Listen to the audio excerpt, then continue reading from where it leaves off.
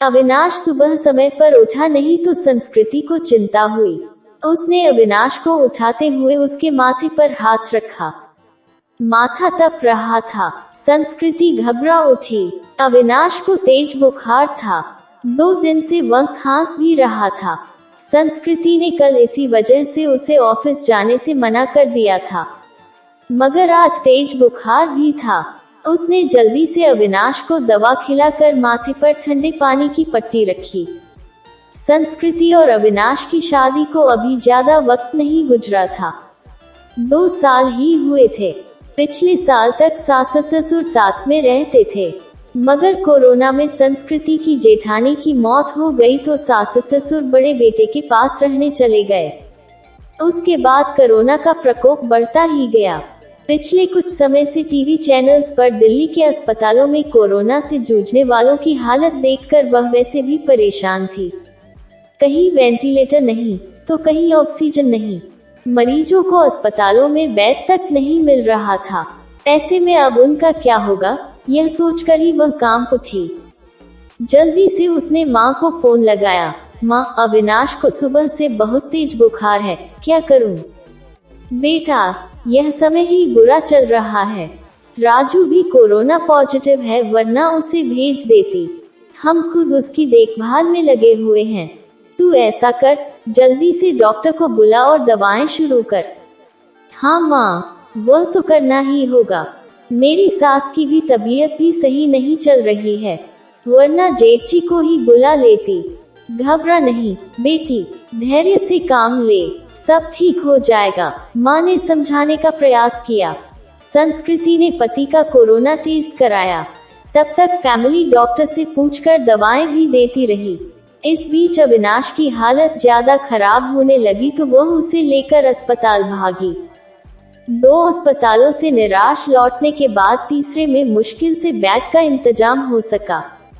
सास ससुर और जेठ भी दूसरे शहर में थे, सो मदद के लिए आ नहीं सके। वैसे भी दिल्ली में लॉकडाउन लगा हुआ था। रिश्तेदार चाहकर भी उसकी मदद करने नहीं आ सकते थे। आस पड़ोस वालों ने कोरोना के डर से दरवाजे बंद कर लिए।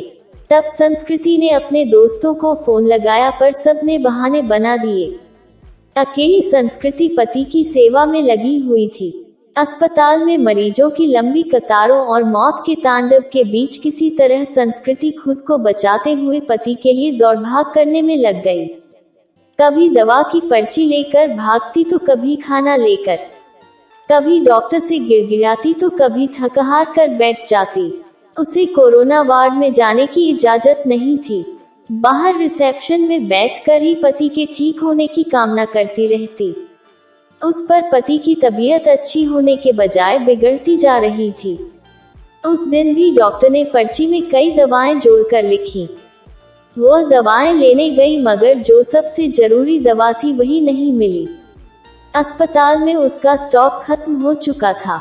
अब वह क्या करेगी? बदहवास सी वह अस्पताल के बेंच पर बैठ गई। बगल में ही परेशान सा एक युवक भी बैठा हुआ था। संस्कृति ने उसकी तरफ मुखातिब होकर पूछा, आप बता सकते हैं यह दवा मुझे कहाँ मिलेगी? मैं खुद यह दवा ढूंढ रहा हूँ, आसपास तो मिली नहीं। मेरे दोस्त ने बताया है कि नोएडा में उसकी शॉप है। उसने कुछ दवाएं स्टॉक करके रखी हैं, सुबह मुझे दे देगा। अभी जाने की ही सोच रहा था। पर्ची लाइए, मैं अपने साथ आपके लिए भी दवा ले आता हूँ। बहुत मेहरबानी होगी। सुबह से इसके लिए परेशान हो रही थी। पसीना पोंछते हुए संस्कृति ने कृतज्ञ स्वर में कहा, मेहरबानी की कोई बात नहीं, इंसान ही इंसान के काम आता है। बस इतना शुक्र मनाए कि दवा वहां मिल जाए, कहकर वह चला गया। करीब 2-3 घंटे बाद लौटा तो उसके चेहरे पर परेशानी की लकीरों के बावजूद खुशी थी। यह लीजिए, बड़ी मुश्किल से मिली, मगर मिल गई, यही बहुत है। बहुत बहुत शुक्रिया। कितने की है? संस्कृति का चेहरा भी खिल उठा था। अरे नहीं, पैसे की जरूरत नहीं, आप पहले यह दवा खिलाए मरीज को। उस दिन के बाद से दोनों में बातचीत होने लगी। वह अपने भाई की देखभाल में लगा था और संस्कृति पति के लिए दौड़ भाग कर रही थी। दोनों का दर्द एक सा ही था। संस्कृति जब भी व्यथित होती तो उसके कंधों पर सिर रख कर रो लेती। कोई चीज लानी होती तो प्रतीक लेकर आता। संस्कृति को घर छोड़कर आता। धीरे धीरे तकलीफ के इन दिनों में दो अजनबी एक बंधन में बंधते जा रहे थे। उनके बीच एक अजीब सा आकर्षण भी था, जो दोनों के इस बंधन को और मजबूत बना रहा था। एक दिन अविनाश का ऑक्सीजन लेवल काफी घट गया। अस्पताल में ऑक्सीजन सिलेंडर नहीं था। तब प्रतीक ने यह जिम्मेदारी अपने ऊपर ले ली।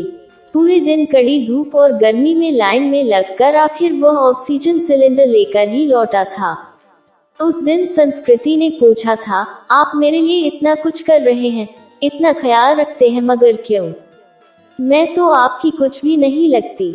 फिर बताओ न, ऐसा क्यों कर रहे हो? पहली बात, हर क्यों का जवाब नहीं होता, और दूसरी बात, हम दोनों हमसफर नहीं हैं तो क्या हुआ, हमदर्द तो है ना। आपके दर्द को मैं बहुत अच्छे से महसूस कर सकता हूँ। आपकी तकलीफ देखकर मुझे दुख होता है। बस किसी भी तरह आपकी मदद करना चाहता हूँ। एक अनकहा सा मगर मजबूत साथ महसूस कर वह गमों के बीच भी मुस्कुरा उठी थी। धीरे धीरे अविनाश की तबीयत और भी बिगड़ गई और उसको वेंटिलेटर पर रखना पड़ा। अस्पताल में वेंटिलेटर्स की भी कमी थी। कई वेंटिलेटर्स खराब हो गए। बदहवास थी। संस्कृति ने प्रतीक को फोन लगाया तो पता चला कि उसके भाई को भी कहीं और शिफ्ट करने की नौबत आ गई है।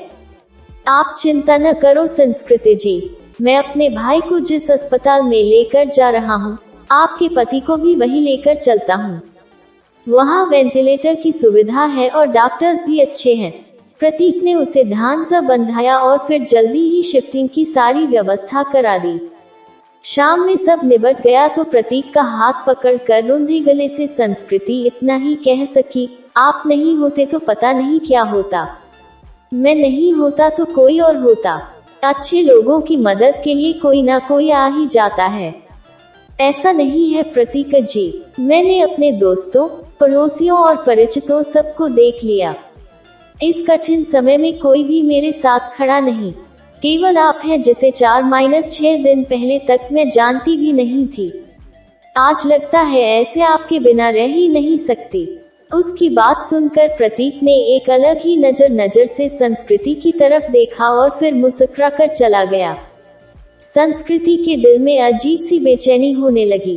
वह सोचने लगी कि प्रतीक का साथ इस परेशानी के समय में भी कितना सुकून दे जाता है। अस्पताल में मरीजों के रिश्तेदारों की भागदौड़ और परेशानियों के बीच भी चंद लम्हे वह केवल प्रतीक के बारे में सोचती रह गई।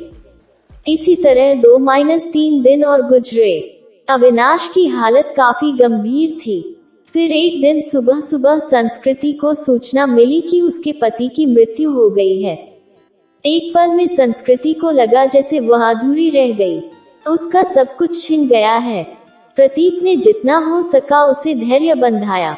कोरोना की वजह से वह पति के शव को घर भी नहीं ला सकती थी। लॉकडाउन लगा हुआ था। घर वालों का आना भी कठिन था। ऐसे में उसे समझ नहीं आ रहा था कि पति को अंतिम विदाई कैसे दे।